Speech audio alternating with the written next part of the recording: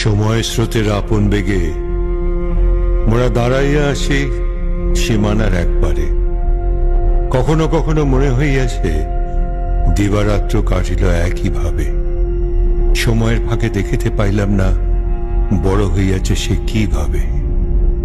আজ তার বিবাহ। মিনিমা, আমার ডাক শুনে রাঙা চেলি পরা কপালে চন্দন আঁকা বধূবেশিনী মিনি সলজ্জ ভাবে আমার কাছে এসে দাঁড়ালো। কি বাবা?